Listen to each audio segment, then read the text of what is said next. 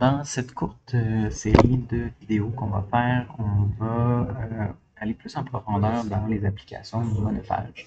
On va faire plusieurs courtes vidéos pour pouvoir structurer notre projet au complet. Donc là, dans l'ordre, ce qu'on va faire, on va avoir une vidéo où est-ce qu'on va structurer les dossiers du projet web pour avoir vraiment une bonne idée. Ensuite, on va s'occuper de tout ce qui est base de données, ajout des données. Ensuite, on va créer tous les scripts justement pour interagir avec cette base de données-là. Chercher, ajouter, modifier, supprimer. On va tester nos scripts avec Postman pour s'assurer que tout fonctionne au niveau du backend. Puis ensuite, on va créer notre point d'accès de notre interface, donc le point d'entrée de notre interface côté client. Ensuite, on va créer une classe application qui va gérer un petit peu tout notre projet, qui va gérer les vues, qui va gérer le routeur, qui va stocker les données aussi. Puis, on va avoir ensuite, il va falloir qu'on crée un routeur qui va gérer l'URL, les changements de page.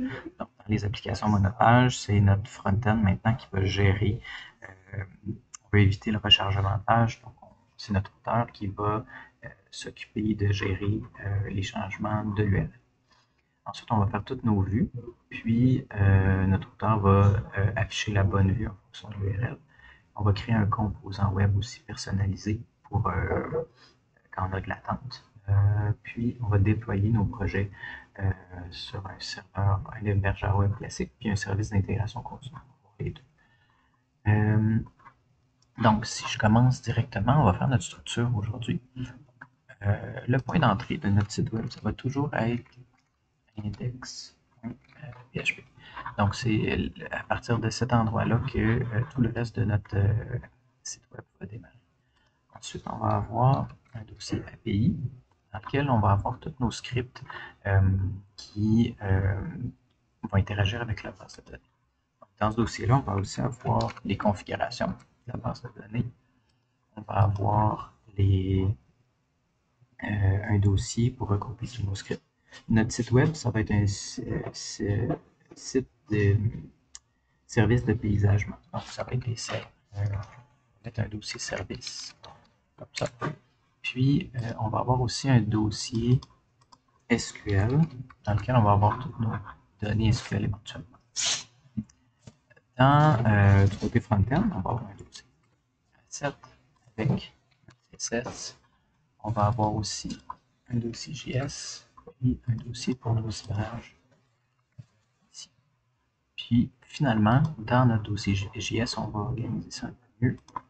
On va avoir les composants. On va avoir aussi des vues, views. Puis on va avoir notre point d'entrée qui va être index.js. Donc c'est ce script-là qui va déclencher tout le reste de notre interface côté client. Finalement, le dernier fichier qu'on va vouloir faire, c'est à la racine, on veut avoir un fichier qui s'appelle .htaccess. Le point est important et ça va être ce fichier-là qui va permettre de rediriger correctement avec notre serveur les bonnes URL en fonction de ce qu'on veut. Donc, pour avoir une meilleure gestion de nos URL. Je vais m'arrêter là pour l'instant. On va continuer dans la prochaine vidéo. Dans la prochaine vidéo, on va créer notre base de données puis on va ajouter nos données.